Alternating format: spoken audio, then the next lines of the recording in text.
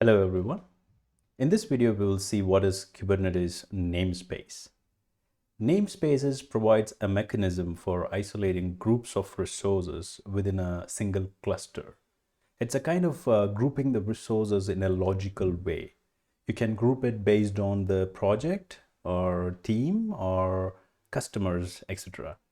If you consider project, you can create a namespace for each and every project. And if you consider environment, you can create namespaces based on environment like dev, QA, UAT, prod, etc. So the point is, if you want to isolate resources based on project, team, or environment, you can do so by creating a namespace. Isolation doesn't mean it is restricted. You may explicitly configure resources to connect with other resources in another namespace. Isolation is about having the resources running in a dedicated logical space that it's created for your project or team. By default, Kubernetes resources are created in a default namespace.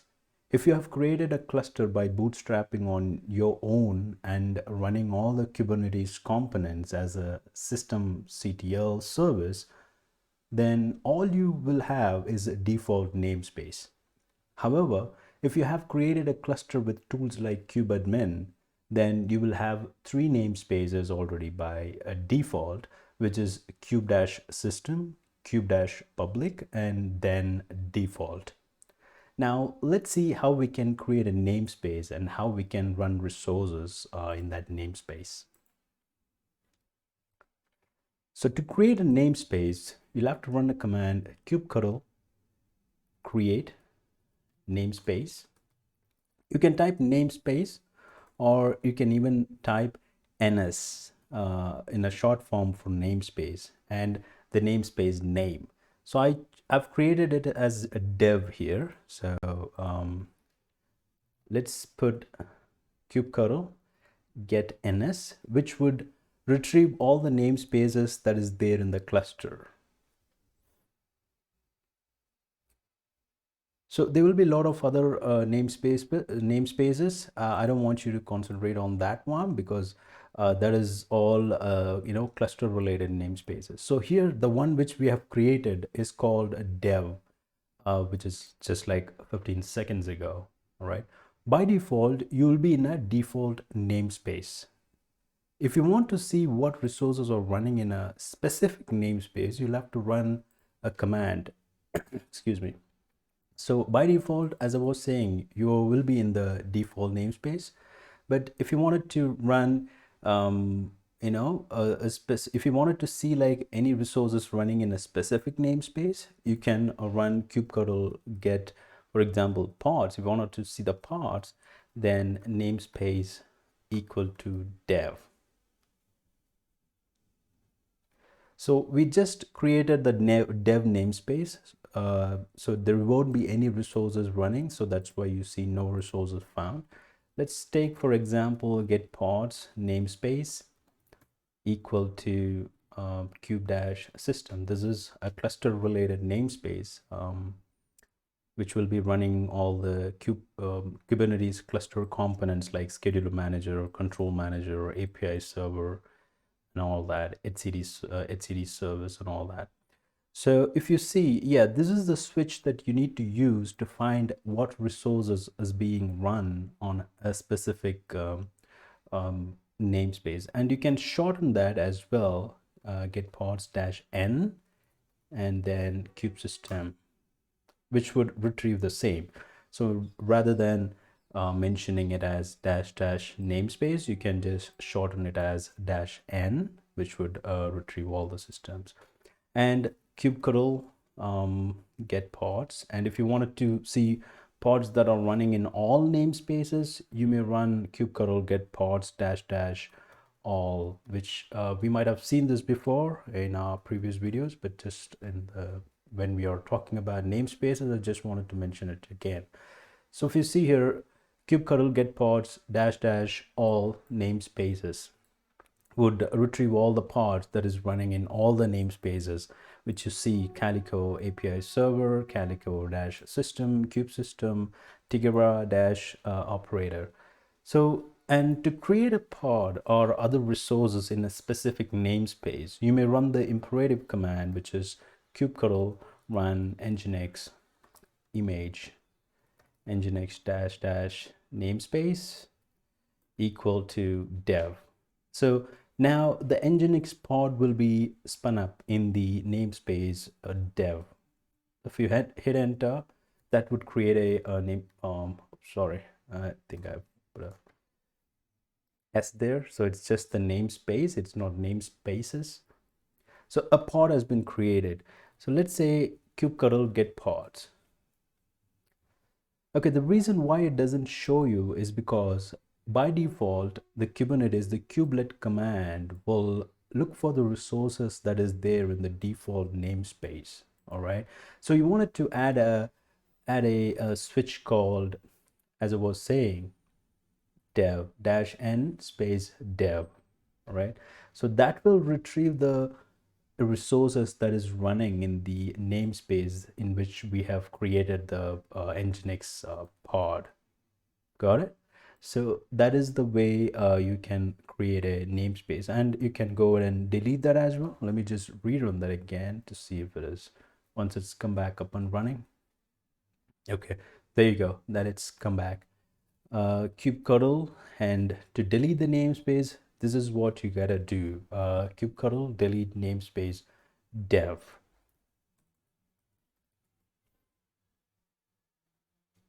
Deleting the namespace will delete all the pods that is running in that particular namespace as well. So in this case, the nginx pod that we had created, right? Okay.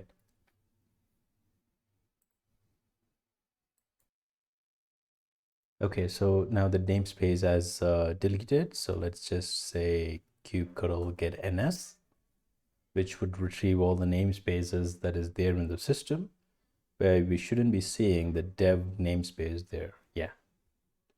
So there is no dev namespace. So we have deleted it. Got it. So that is how you can create a namespace, and you can run some resources in that particular namespace, and you can delete the namespace. And one more thing, which is kubectl get pods command will show you all the pods running in the default namespace by default. For example, let me say get pods, right? So this would always look for the resources in the namespace. But what if you want to look for the resources in the dev namespace every time when you run kubectl get pods by default, right? Instead of mentioning, definitely you can mention this by adding a switch here. But what if you want to just run kubectl get pods, and the Kubernetes should look all the resources that is running in the dev dev namespace. So for that, you'll have to add a particular switch in the context. For that to work, you'll have to update a change in the config file. We can do that by running the command, but running a command. But before that, let me just create a namespace again, which is a dev namespace, so that we can change the context of it, which would every time when you run it, it will always look for the resources in the dev namespace. So let me just create a namespace, which is dev again. So once it's created, what we have to do is we have to run this command kubectl config, and you'll have to set the context, which would change the context, the namespace context in the config file. So kubectl config, and the current context, we want to add it here, which would be kubernetes-admin, and then you'll have to mention the namespace, which you wanted to use it as a default one. So when you run this command, it would change it in the config file. Oops, really sorry about that. S again. I just removed the name S from the namespace. Then, okay, now the context has been updated to look for resources in the dev namespace by default. Now, when you go ahead and run this get pods, it will always look for the resources in the dev namespace rather than the default namespace. So once I hit enter, if you see no resources found in dev namespace. So I haven't added any switch like -n or something, right? -n at the end, but I just, run this command kubectl get pods, and which would retrieve if to see if there is any resources in dev namespace. So this is how we can change the context as well, based on the project, or based on the team that you work on.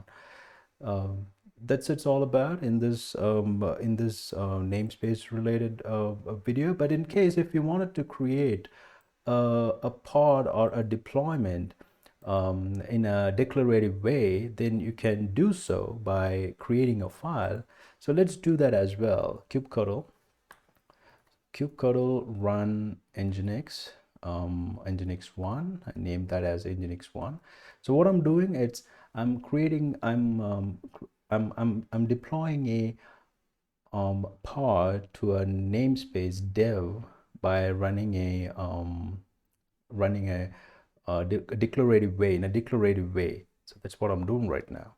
So all you can do, it's just by typing name and the namespace in where you wanted to run that pod. You can do that as well, but in my case, in this case, since we have said declarative way, let's do this by doing a dry run.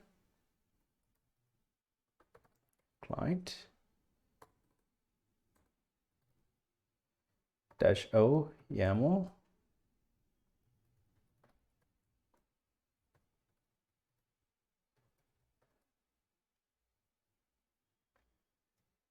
So this would create a file at the top left, if you see it. This would create that structure of that pod, YAML file, where you can go ahead and add the namespace to which you wanted to run the, wanted to deploy the pod, namespace equal to dev. So that's all you have to do. So now in this pod will be created in the dev namespace. All right, so let me just run this. Apply kubectl. It's kind of slow. All right.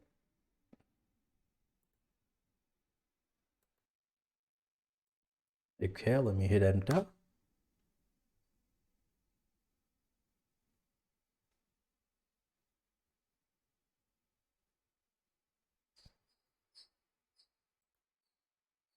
Okay, the pod is created now. Let's just find it out if it is created in a right namespace. Yeah, there you go.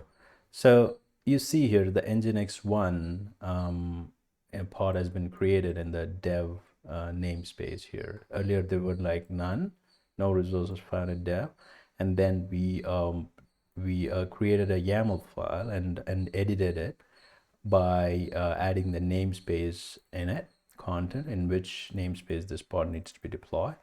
Then once we run that file, it just got deployed in the namespace in whichever we wanted. So this is what it is about the namespace. Thank you so much guys for watching. Have a great day.